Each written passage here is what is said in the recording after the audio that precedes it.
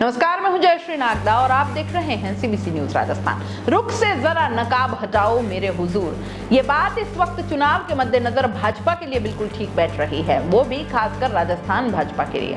भाजपा का कोई CM face सामने न लाना गहलोत की चुटकी का कारण बन गया है।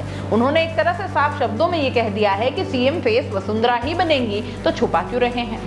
सीएम अशोक गहलोत ने बीजेपी पर निशाना साधते हुए कहा कि बीजेपी में जो नेता सीएम का चेहरा बने हुए हैं उनका लेवल क्या है। वसुंधरा राजे असली सीएम का चेहरा हैं, उन्हें तो उन्होंने छुपा रखा है। जयपुर में इन्होंने घेराव किया, 2 लाख का दावा कर रहे थे, जबकि उसमें 15 से 20 हजार लोग ही आए और उस घेराव में वसुंधरा राजे क्यों नहीं आई।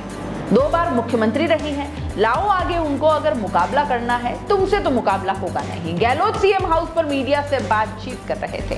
गहलोत ने कहा कि ये कहते हैं मोदी के चेहरे पर चुनाव लड़ेंगे। चुनाव राजस्थान विधानसभा का हो रहा है और देश के प्रधानमंत्री को चेहरा बनाएंगे। ये इतने नाकाबिल लोग हैं जो कहते हैं कि पीएम के चेहरे पर चुनाव लड़ेंगे। मैं तो राजस्थान में जो काम किए हैं उसके आधार पर चुनाव लड़ूंगा।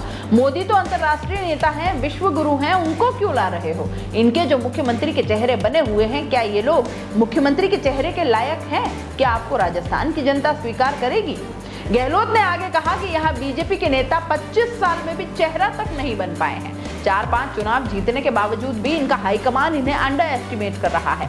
तुम में तो इतनी भी क्षमता पैदा नहीं हुई है कि इतने काबिल नहीं हो कि आपका चेहरा आगे रखकर चुनाव तक लड़ लिया जाए। मोदी के चेहरे पर इलेक्शन लड़ेंगे।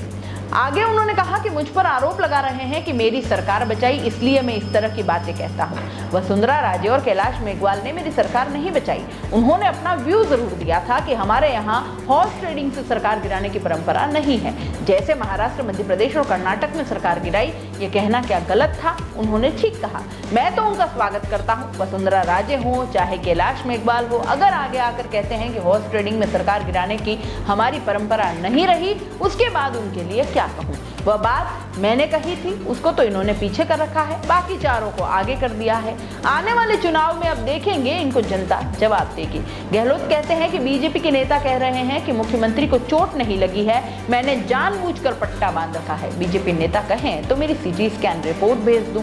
ये इतने बेशर्म लोग हैं कि इन्हें शर्म भी नहीं आती कि अपने राज्य के मुख्यमंत्री की चोट के बारे में इस तरह के कमेंट करते हैं। कह रहे हैं कि गहलोत ने जानबूझकर पट्टा बांधा है। बीजेपी वालों को डर लग रहा है कि जिस तरह ममता बनर्जी व्हील चेयर पर घूम रही थी और चुनाव जीत गई, इन्हें लगता है कि अशोक गहलोत भी व्हील चेयर पर घूमकर कहीं चुनाव न जीत जाए। मेरे दोनों पैरों में फ्रैक्चर है, एक पैर में अंगूठे के 3 टुकड़े हुए हैं, एक में हेयरलाइन फ्रैक्चर है। आगे उन्होंने कहा कि बीजेपी नेता ये भी कह रहे हैं कि 7 तारीख को कोर्ट न जाना पड़े, इसलिए मैंने पट्टा बांध रखा है, मानहानि केस कर रखा है। गजेंद्र सिंह शेखावत और उनका पूरा परिवार संजीवनी घोटाले में आरोपी हैं और इसमें गलत क्या कह दिया उस बात पर आज भी कायम हूं। एसओजी रिपोर्ट के आधार पर बातें कही थी। मैंने तो मेरे खिलाफ मानहानि का मुकदमे का उसी दिन स्वागत किया था। संजीवनी घोटाले के पीड़ित मेरे पास आए तो मेरी आंखों में आंसू आ गए। आज भी गजेंद्र शेखावत पीड़ितों का पैसा दिला दे, वे क्यों नहीं बोलते।